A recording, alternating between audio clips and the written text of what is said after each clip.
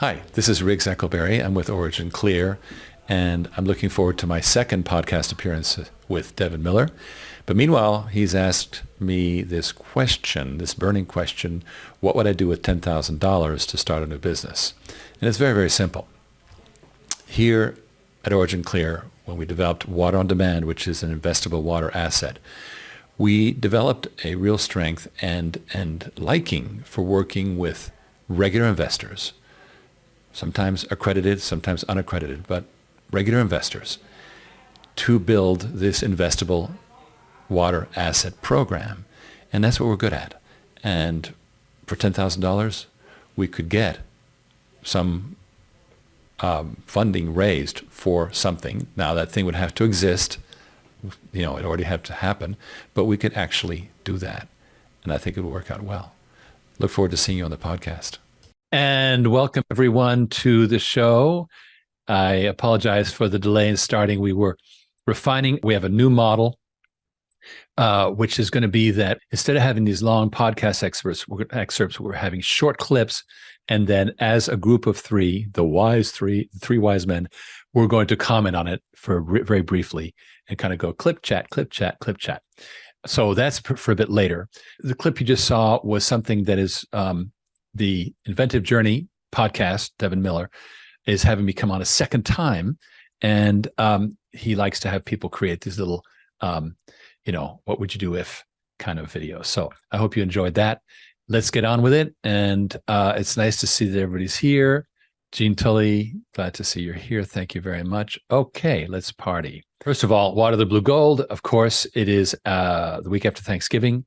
And we now have the December broadcasts coming up. We'll probably miss the Christmas one, of course, but other than that, so probably about 3 broadcasts for the rest of the year coming up. Water is the people's asset. Okay. Well, hackers. Oh, yeah, baby. All about hackers, right?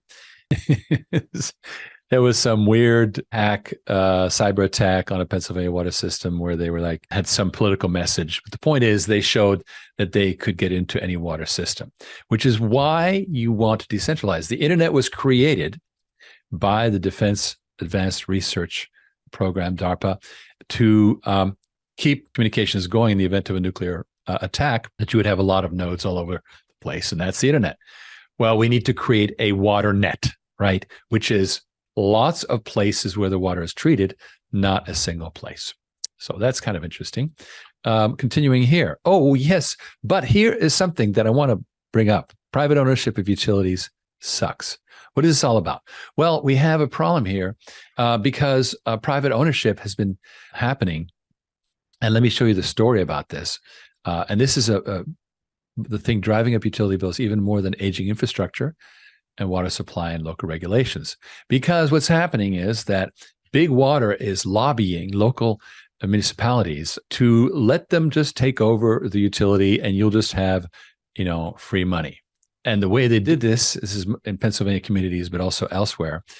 Basically, they changed the law that allowed water systems to include essentially the goodwill value, the market factors like worth to the community, which made them worth much more.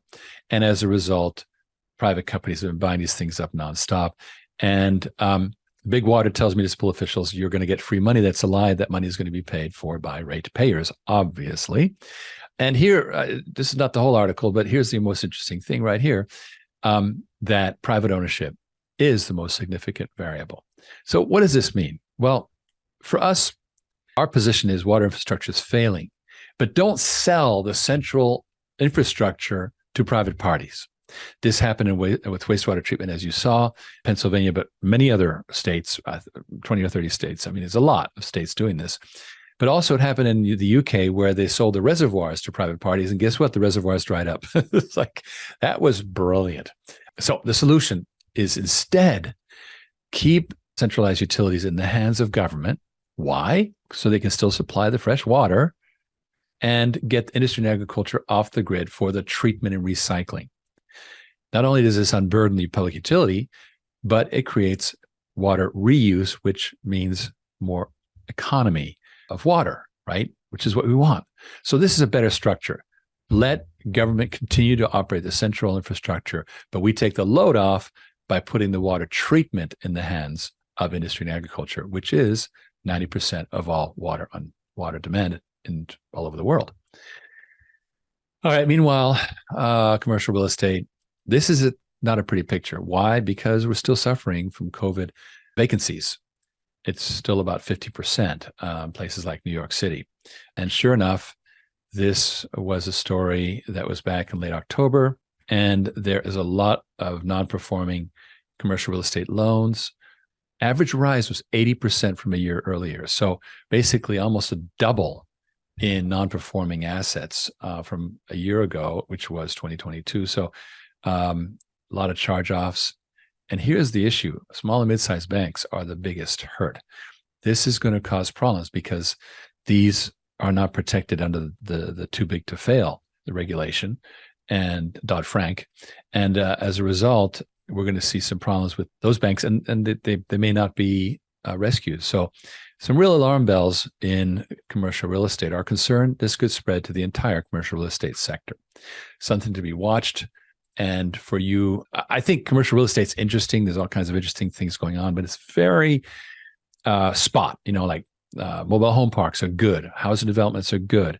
Multifamily homes are good, but that's all residential. Commercial, not so great. All right. Well, that's, I'm not a real estate expert, but I did want to spotlight this.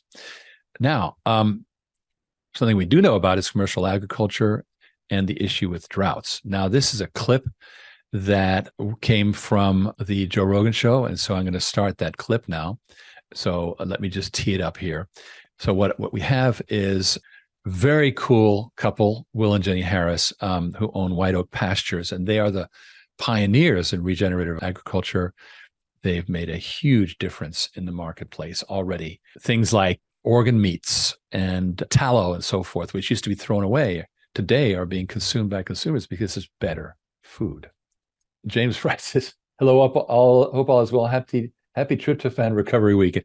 Yeah, the tryptophan in turkey. Yes, I dig. All right, so let's have a quick listen, and then I'll cut them off at some point because I wasn't able to download it very easily. So I'm just going to go ahead and play it. Here we go. It'll last forever. Right. Now, that's a cost, and it has a finite period of time. And I'm just not sure how this is all going to work out. The water in the ground, so much of these crops irrigated. So I told you that one of them, the degraded soil is a 0.5% organic matter. The beautiful soil is over 5% organic matter. 1% organic matter will absorb a 1-inch rainfall. So the degraded soil will only absorb a 0.5 inch of rainfall.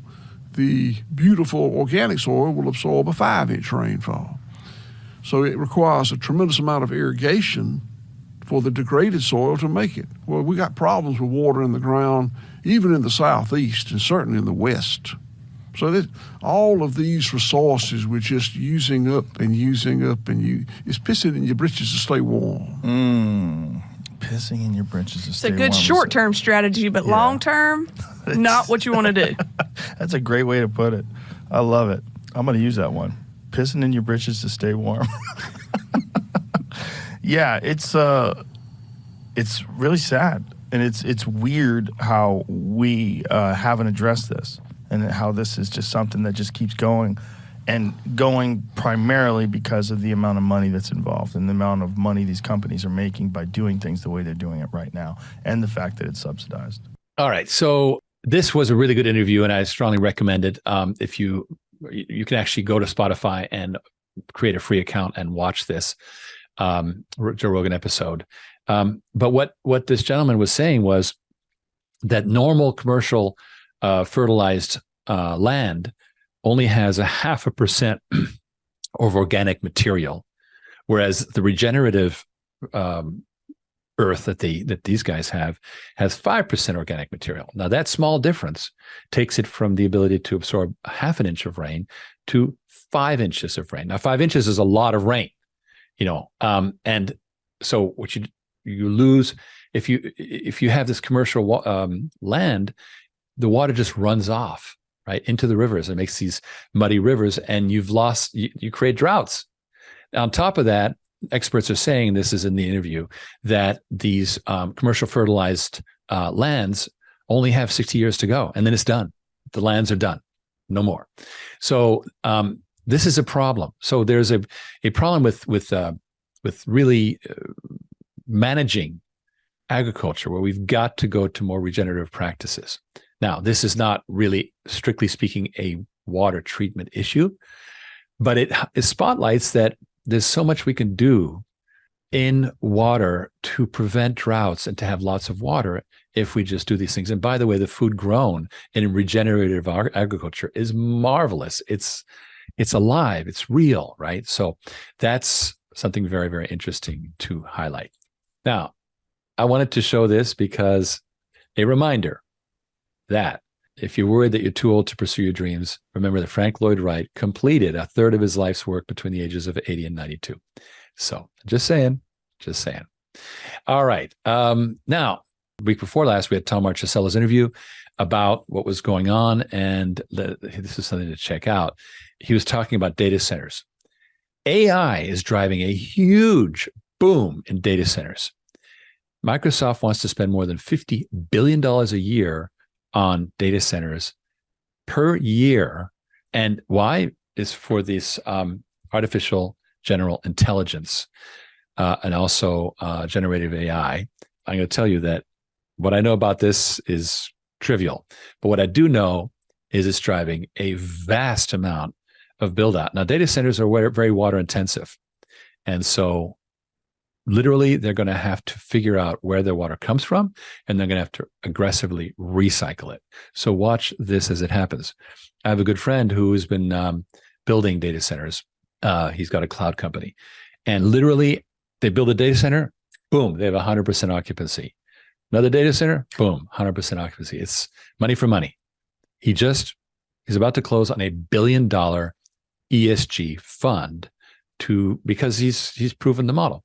Now, I want to mention this, that ESG, environmental social governance, is, some people don't like it, but I can tell you this, there's a lot of money in it. It continues to be a lot of money in it. And the benefit of water on demand is that local businesses, if they start reusing water, they gain ESG credits, and that's a source of funds for them. So it's a very interesting interlock that we'll be discussing further. This whole ESG topic we will be building on.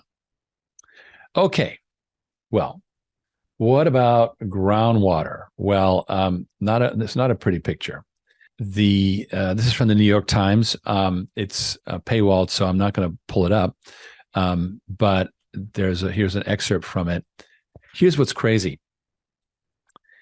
And this is a story about Garden City, Kansas, which manages groundwater, 5 million acres, some of the most productive farmland in America.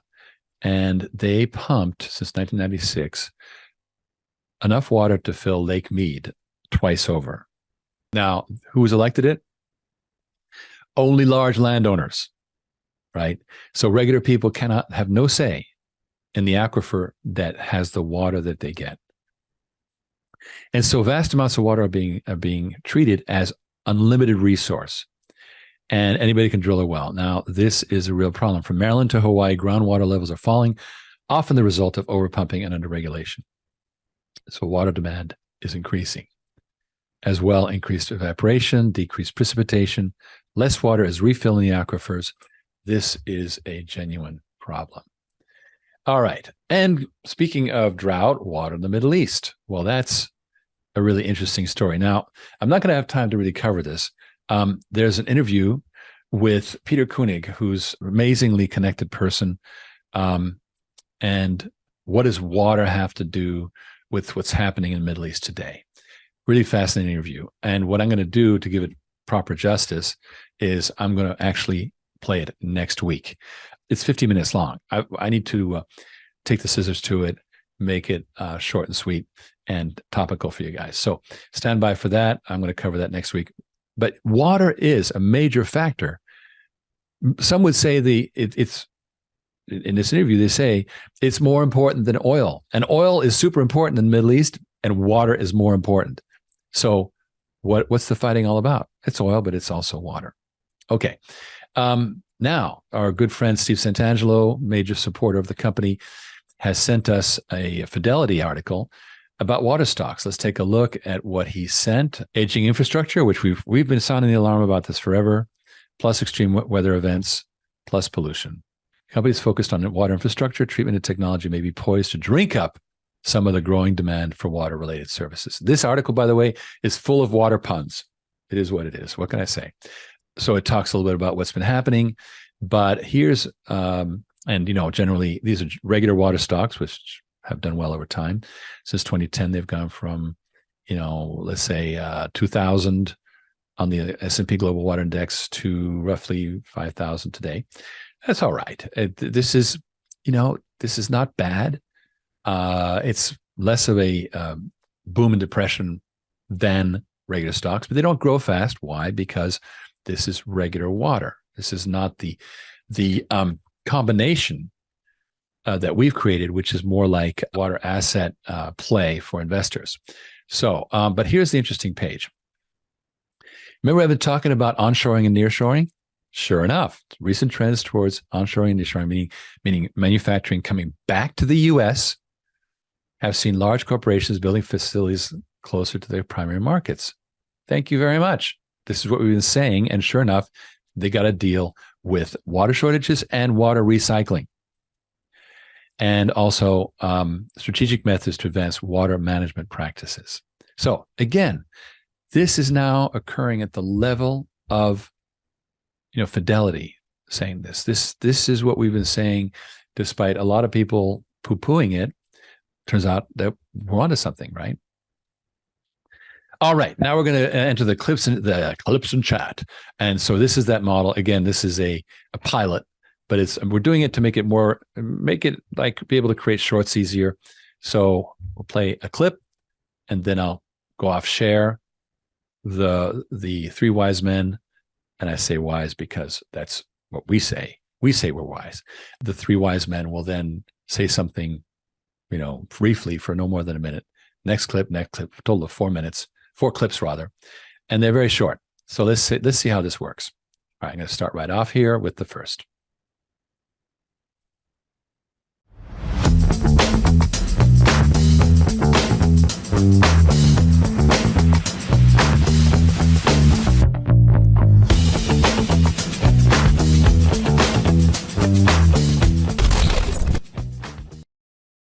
Today I want to bring up a different topic. So we move away from the usual finance, investment, gaming and Web3, and we take some time to explore something even more important and relevant to all of us, which is water. Joining me on the show is Rick Eckelberry, CEO of OriginClear. Well, Steffi, it's a great pleasure to be on your show. Thank you. Well, it is really a pleasure indeed, because not often we have the opportunity to discuss, subjects that actually matter, like water. You know what? It's obviously it's been my life for some years as a total transformation from being in technology. But in fact, I'm so happy that I'm using my technology skills for water. So let's break down the problem. The water industry is in crisis, right? So why we say the water industry is in a crisis? The basic problem is centralization, because centralized resources, it was the fashion all the way until World War II to think of big central installations for everything.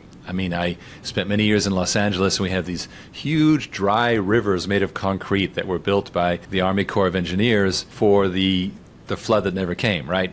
And it's just this massive concept of centralized resources, which is a good idea, except that it does not adapt well to growth, to change conditions. I'm right here in Tampa, in a county that is the most populated county in Florida. There's no room for more sewage plants. They can't build more, and yet they need them. So what do? And since at least 1960, it's been clear that we need to do something, that infrastructure, the most important statistic of all is the maintenance costs have risen steadily since 1960, which means there's no replacement going on. It's just being maintained.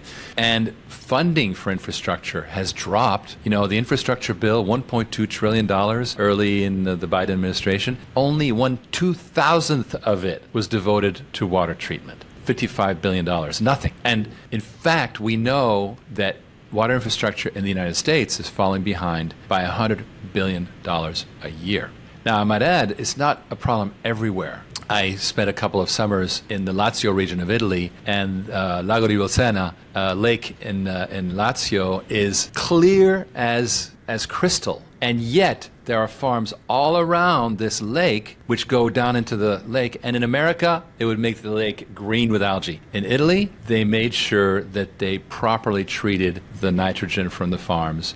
And so it's not a problem everywhere, but it's certainly a problem in the United States and, of course, many developing countries. Right. So there we are. That's our first clip. So we're going to bring the three wise men on. And so what we're really getting into, and of course, this lady was Italian, so I brought up Lago di Bolsena in the Lazio or the Latium area, which is around Rome, and this amazing crater lake with farms going down to the lake. And in America, that lake would be green with algae. There, it was limpid. You could drink it. It was astonishing, and I noticed it because, of course, I'm in the water industry, but that is what we have to do. But more importantly, the issue of centralized water infrastructure. We're done with the big, Army Corps of Engineers stuff. Right. I've heard. So what I saw in a lot of your, not from that clip, but in some of the earlier stuff, it's astonishing to me that Fidelity is saying, maybe we ought to take a look at water stocks. It's almost as if someone flipped on a light and people just woke up. The thing that we were screaming about for years and years and years and no one paid attention. They were busy chasing, what was it? Fintech, IT, e-commerce, it was EVs, and they got around to the thing that provides all life on Earth, which you would think would have some level of priority. But it's again, enormously validating. Now, in terms of Italy, I don't know much about it. I do know that a lot of their drinking water is still in stone aquifers. That this is naturally cleansed by the earth, and it's mineralized. And I also know that Italy has outlawed, or most of the EU has outlawed, the use of things like glyphosate and things like Roundup. that. Yes. Right. So they've already got a major. I'm not a big banning guy or a big regulatory guy, but look, if it's killing people, if it's giving them cancer, I mean, come on, you got to, and the EU is decades ahead of us in that regard, or maybe centuries behind. I think they never went into the industrial thing that we did. No. Here's the story. They implemented very strict environmental laws. For example, in Germany, the Reinheitsgebot, which is the law about beer, only has 3 ingredients, right? Water, malt, and hops. That's it. And so they just made the laws. They said, that's it, right? In America, corporate, big corporations have dominated. And by the way, they are taking over in Italy. I'm not going to get into that whole story. But here's what's really interesting. Italy is doing a good job, but I suspect that even there they could use local responsibility by local businesses. That more responsibility could be taken. The central model in Europe, frankly, is becoming very unwieldy. It's very difficult to manage. It's not very adaptable, right? And so I think that even in a place like Italy that does a good job, we could help. But we got a lot going on in North America. Look at the chicken farms in the Carolinas. Look at the aquaculture in Washington State. Look at all the farms in the Imperial Valley in California. Right. We covered the Kansas story where they're draining the aquifer. So we got lots we can do right here, and that's what's exciting. And I've repeatedly said that if you fix the problem at the source, you're not as concerned with this gigantic central water quality issue, right? this is a result of what? Thousands of locations all dumping effluent into a centralized location. And the centralized location's been asked to figure out how to remove what? The 50,000 contaminants, right? That's just not realistic. So it's actually reversing the entire mentality of how we built our water system a century ago. It's really like, guys, you have a great idea, except you're doing everything, backwards, right? So we're just basically turning it around 180, which becomes self-evident once you look at it. But, basically steering a Leviathan, turning a Leviathan around was a bit of a challenge. But the world seems to Okay. We need short sentences because this short just went completely haywire. This is not the freewheeling discussion. This is 3-minute clip, 1-minute comments, and AJ, we want you to jump in. I need you to be impolite and jump in. The referee. Listen, I got nothing on this one. I got nothing on this one. You guys have said it all. So all right. I'm just letting it go. All right. Thank you very much. So as you can tell, we're still piloting it because I want Ken to talk at length, but in the final segment. So we're going to try the next one. So I want him to talk at length. I just want him to shut up right now. It's okay. It's all right. Short, and then let AJ have a few words in, because if we say everything, then it's perfect. Right. Exactly. What do you mean? What? Okay. What? We don't need more. It's all good. What's the problem? Exactly. All right. Let's play with the next one. So there is a problem of water treatment, water management, water scarcity as well, because water should be available to everyone.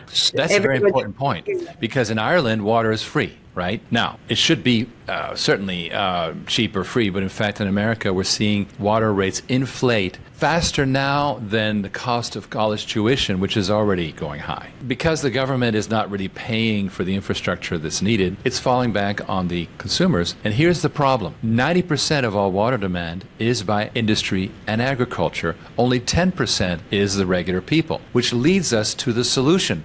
Because if you can just take industry and agriculture off the infrastructure, off the grid, then the grid is available to service human beings, which is its primary purpose. And then you might have affordable water for everyone. So let's go straight to the question that everybody wants to know. How technology can help to support the water industry, so those problems that we just list, that they can be minimized or taken away. Okay, obviously we need technology, but one of the big problems in the water industry is it's very technology phobic, in part because of the public health responsibility. It's normal in a way, but it's an accepted fact that it takes 12 to 15 years for a new technology to be adopted by this water industry. And we decided that was too long. So ultimately, we moved towards more of a structural solution involving finance, involving downsizing of water systems, rather than core technology,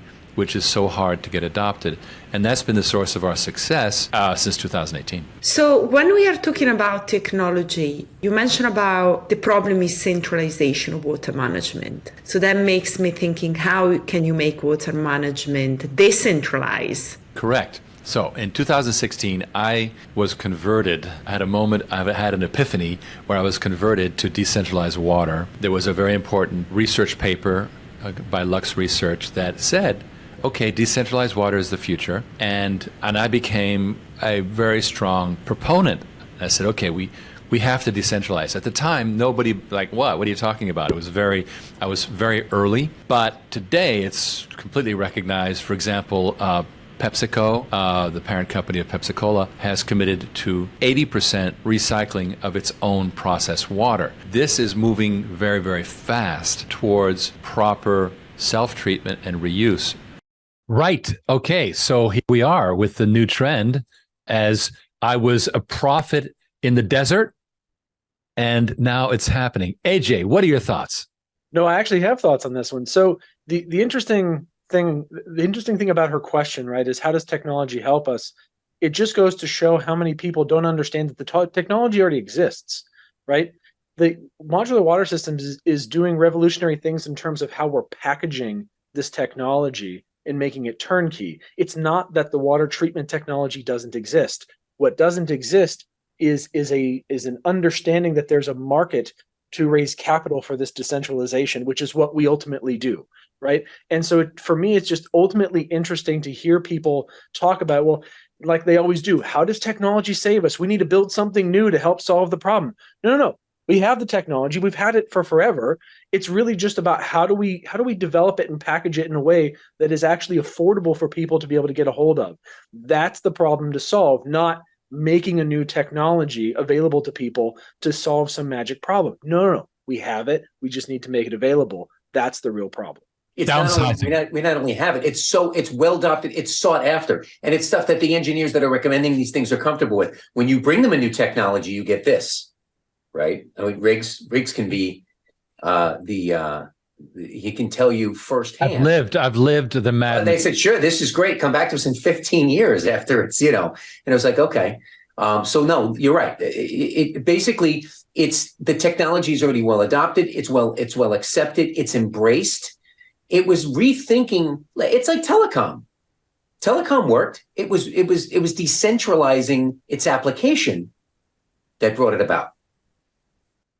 Bingo. And so with that was nice and short and sweet. I love it. We're starting to get this thing down. All right, next clip. Here we go. Decentralization as a general concept has matured, and part of it has to do with the financial side. Now, what we realized was the first thing we did was we had to focus on the problem of downsizing these water treatment systems to a very small footprint inside a brewery or inside a housing development or whatever. And so in 2018, we launched Modular Water Systems, which is our product line, highly standardized, modular, fits in a very small footprint, and that has been doing very, very well, doubling and tripling its business over the years, and it's now become, I think, a key player in the United States. So that's technology side, but that's only part of the issue. The other issue is capital. And so we realized that not everyone has $1 million for a water system, so why not give them a machine that we own, and they simply pay on the meter as they're accustomed to. So they're happy with that. And we created an investment opportunity for regular investors to now finally get a chance to invest in water as an asset. And that's become very popular. We call it water on demand. And it's really water as a service. That is, I think, a key part of it. So technology, capital, and then the third part, as you say, is blockchain. Now, the reason why we like blockchain is because let's expand the water on demand concept to a very large operation that is replicated in different countries in the world. Now we have a solution to a big problem that we have, which is there's no worldwide water market. There's no way for somebody who has a risk in Northern California to offset the risk with water in Singapore. It's impossible. So how do you do it?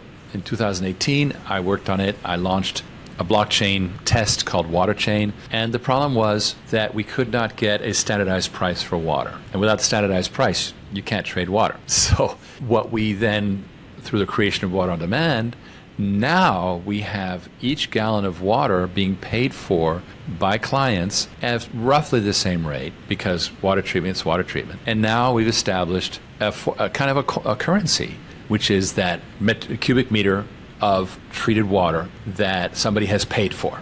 And as we replicate water on demand in different financial centers, taking partners, we don't plan to do it all ourselves, it's impossible, but we would want to have a financial partner in Dubai, in Tokyo, Singapore, etc. They would replicate the water on demand concept. And now in those countries, each gallon is being monetized.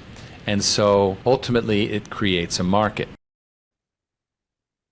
Wow. We're talking about the fintech, right? So we've moved beyond the technology downsizing, and we've moved toward the concept of, okay, how do we monetize it? How do we create markets, et cetera? And the building block is, first of all, water on demand itself, the pay per gallon, exporting it, and then creating fluidity. And that there was a lot implied in that clip, but I'd love to have your reactions. No, I think I think that's one of the biggest gaps that we hear people talk about. Even when you go on various shows and podcasts and talk to people about what this is and how it works, right? There's always this natural kind of push for people to go back to personal, and they kind of think about the utility side of water, not the treatment side of water. And I think putting that into that cubic meter of treated water kind of metric and making that the focus really helps to bring that to the forefocus and say, no, the market's about the treated water, right? And the fact that you can standardize it because, like you said, water treatment's water treatment, right? All of a sudden that starts to make a lot of sense to people, right? Going and filling up my tank is filling up my tank. The cost of gas is the cost of gas. Well, the cost to treat the water is the cost to treat the water. And that's how the market dictates. That makes so much more sense when you're able to put it in that context than just try and explain people even just the concept of decentralizing the water. That starts to give it some legs, is what I'm saying. It's also the only way you can feasibly commoditize it. Right. Because a gallon of water costs far more in Bakersfield than where you and I live, AJ, where it rains every 14 minutes, right? I can't imagine. So it's the service of restoring water to its natural state, right? To a state that's dischargeable, where it's universally can be reabsorbed by our Earth, and then kind of do what the Earth does, right? We don't have to. And again, communicating, we're not bringing this to drinking water quality. We don't have to do. The Earth does that. You just can't put raw sewage someplace and hope that the Earth will reclaim. We're going to bring it back to. We're going to fix what we broke. That's all we're doing. We're fixing what we broke and then bringing it back to that state. And then that cubic meter, that becomes the standard. It's like an ounce of gold, right? You could cubic meter, ounce of gold. Everyone knows what an ounce of gold costs, or what's the price for a cost of gold today, and that can be eventually digitized. But again, I say too much. No. It was perfect, and well commented. So I believe I have one more clip, and then we will go into the freestyle. So let's check it out. I think you kind of mentioned something very interesting, privatization of water. And I would like you to expand a little bit more because you mentioned about water being a decentralized resource, so it should be public goods. But then we talk about privatization of water, and I'm thinking, is that like conflict where we are going to get? How do you see this privatization actually preserving the decentralization value of water as a natural resource that everybody should be able to access? Okay, first of all, I believe strongly that the source of virgin water should not be privatized. We saw in England, for example, the United Kingdom privatized all the reservoirs, and they are a mess. They're a terrible mess because companies that took it over cut corners and they didn't spend properly, and the UK right now is in a crisis. They shouldn't be. There's plenty of rain in the UK, but they have a crisis through bad water management. So I happen to believe that the water source, unless you're going to take it yourself from a well on your property, which you can always do, if you're going to get it from somewhere else, the government should provide it as a common good. What I'm talking about is the privatization of the treatment and recycling of water, right? Because 80% of all the sewage in the world is never treated at all. 80%. Now, that's mostly in places like Bangladesh, but America is not perfect. We have plenty of rivers that are in trouble, where poultry farms just dump nitrates into the river and it creates algae and terrible problems in Florida. I won't go into them, but, we're not perfect. So there's a need to take responsibility for the sewage because of pollution, because of human health, but also because we need to recycle our water. Here we have these droughts, and yet we're not recycling. That's ridiculous. America recycles only 1% of its water, whereas Israel recycles almost 90% of its water. Yeah. Well, I think that Israel's doing the right thing. Why aren't we doing it here? Centralization. The water infrastructure is just like our energy infrastructure, is a single direction feed. It doesn't take back. There's no return flow. Very hard to do. It was never built that way. So it can only be done by private actors with their own water systems, taking responsibility for the water they polluted themselves. So it's privatization of water treatment. All right, so this is a very important thing that no longer, but for a long time, we were being criticized. Well, water's free. Why you're like Nestle, you're privatizing water. It's like, so I'm like, no, fresh water should stay with the government. And in fact, privatizing government utilities, as I covered in this briefing, is a big mistake. And so we have the potential social justice factor of actually making business do its own water treatment. Okay, so I think I'm allowed to use the word retweet, but I re-X'd your post. Reposted. Okay, there you go. Now it's politically correct. I reposted your comment about that sabotage or that hack. Right. Centralization is vulnerability, right? DARPA, and I guess it wasn't Al Gore, it was DARPA that developed the internet. The series of tubes. I'm sorry, I had to. But so what they did that was to have communication nodes that could operate independent of a massive communications blackout in a time of war or a time of emergency. The fact that, and look, communication, we could argue is slightly less important than something that you will die without in 3 days. The fact that we don't have that same node, that separation in nodes, we now have the capability of creating that globally. And as we move into the next phase of our life, we'll have the capital to implement it. The fact that this is only being done now astonishes me, but the fact that we're doing it first thrills me. I love it.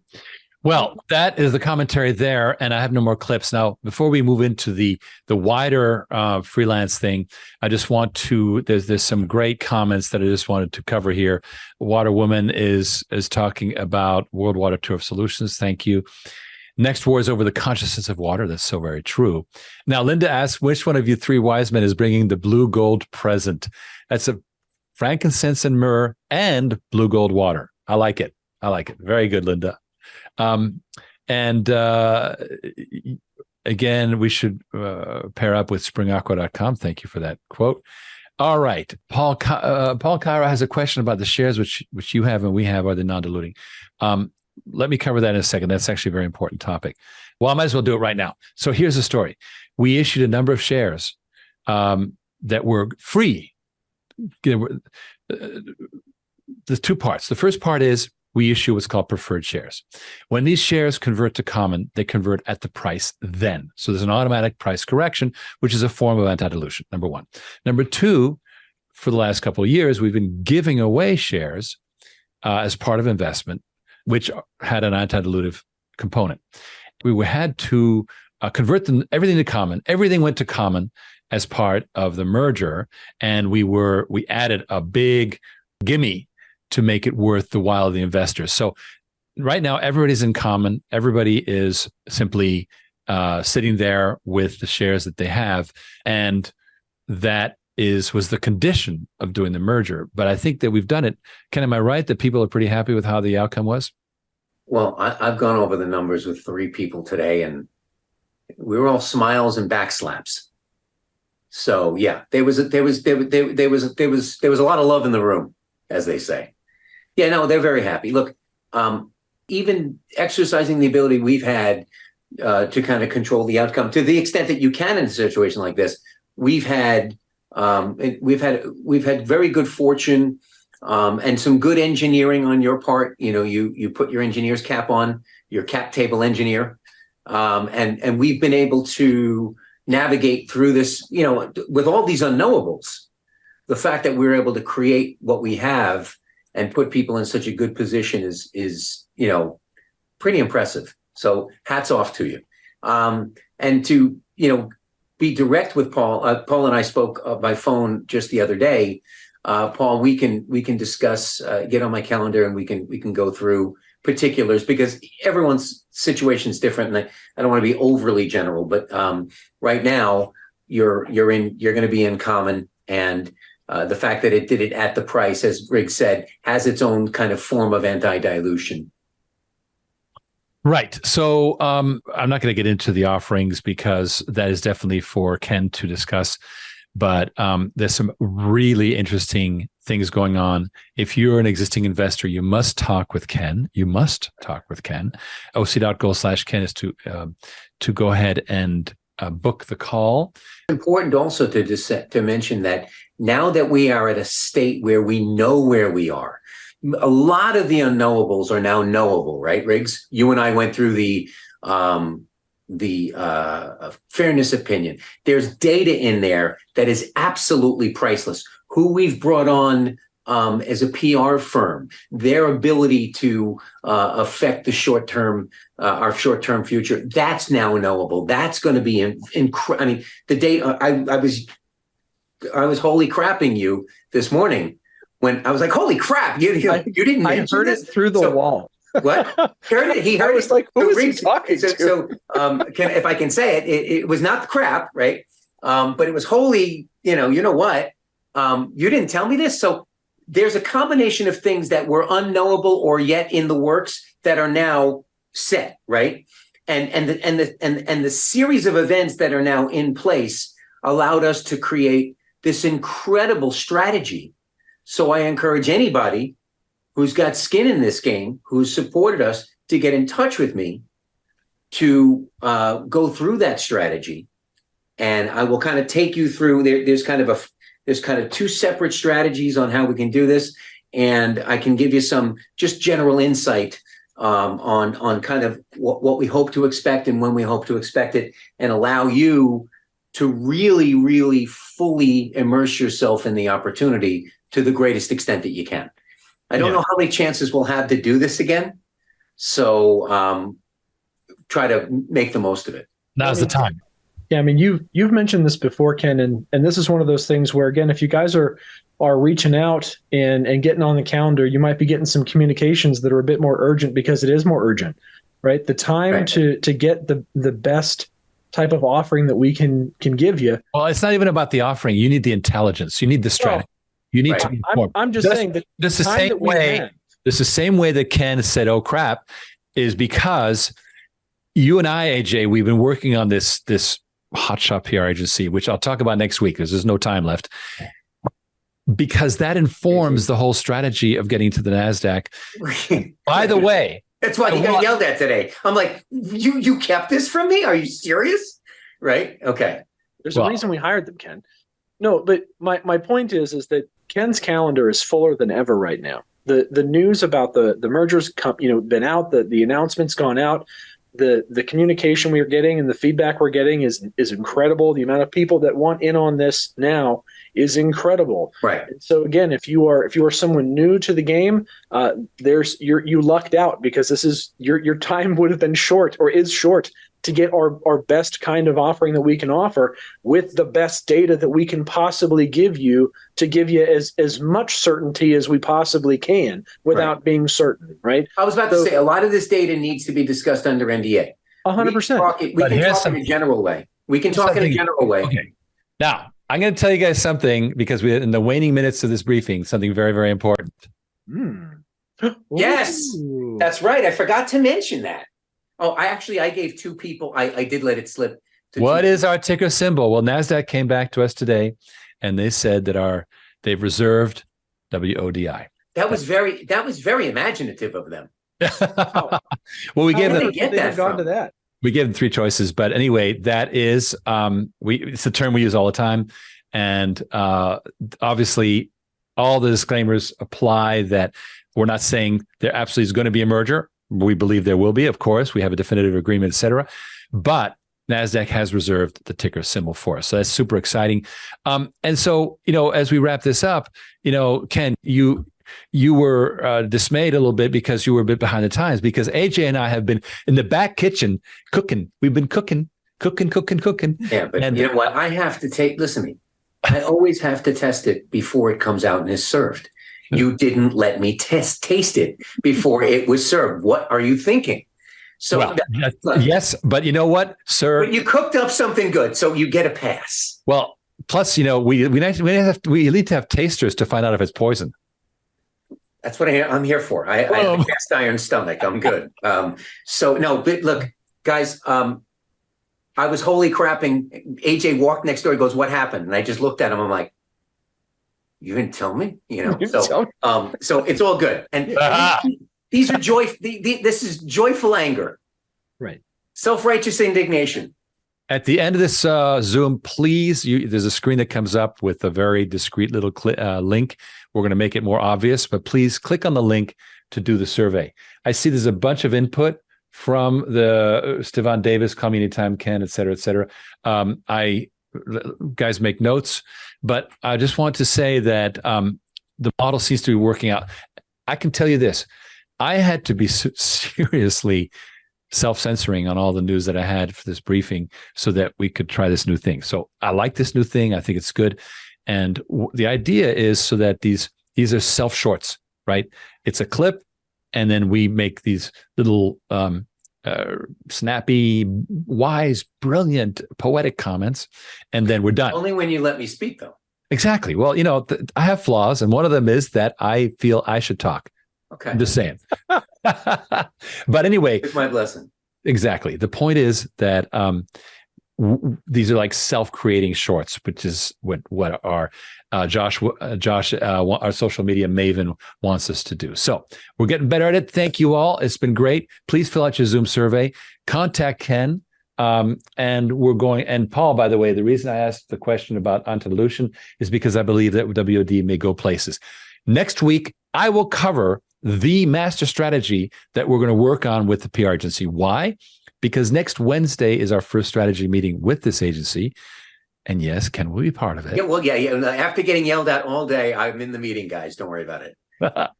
And so it's going to be, we're going to do a kind of a reveal. I know the strategy myself, I think, but it's going to be well informed by the agency, and then we'll have a chance to talk about it. So be with us next week. It's getting more and more exciting by the day as we move towards the holidays. So again, thank you very much. We're moving into December, and let's keep on partying. I'm super excited. Good night. Take care, guys and gals.